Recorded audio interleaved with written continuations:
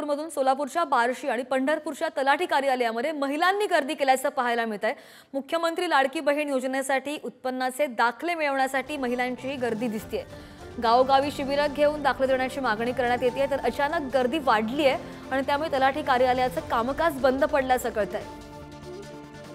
आणि या संदर्भात अधिकची माहिती घेऊयात, आमचे प्रतिनिधी माऊली डांगे आपल्या सोबत आहेत। माऊली, आपण पाहिलं अर्थसंकल्पामध्ये की घोषणा झाली आणि त्यानंतर आता उत्पन्नाचे दाखले मिळवण्यासाठी महिलांची गर्दी जमलेली पाहायला मिळते।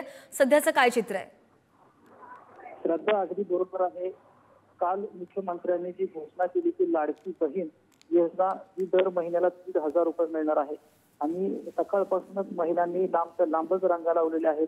एकच झुंबड पडली आहे। बार्शीमध्ये सुद्धा तसंच चित्र आहे आणि जवळपास तलाट्याचे दाखले मिळवण्यासाठी सकाळपासून लांब रांगा लागलेल्या आहेत। पण महिलांच्या तिथं आपल्याला पाहायला मिळते। एकंदरीतच ही सर्व झुंबड पाहिल्यानंतर कामकाज काही थोड्या वेळ त्यांना बंद ठेवावं लागलेलं आहे। एकंदरीत आता थोड्या वेळापूर्वी काहीतरी याचा बोज उडलेला आहे आणि नियोजन नसल्यामुळे ते खरं तर ढकलाढकली झाली। महिलांना एकमेकांची ढकलाढकली झाल्यामुळे थोड्या वेळ ते कामकाज आता बंद ठेवावं लागलेलं आहे।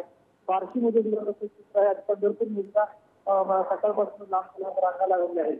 त्यामुळे आता महिलांमध्ये ढकलाढकली झाल्यामुळे कामकाज बंद ठेवण्यात आले आहे। हो, त्यामुळे ही गर्दी वाढली आहे। तलाठी कार्यालयाबाहेर ही गर्दी वाढते, त्यामुळे कामकाज बंद ठेवण्यात आलंय। धन्यवाद दिलेल्या माहितीसाठी। आणि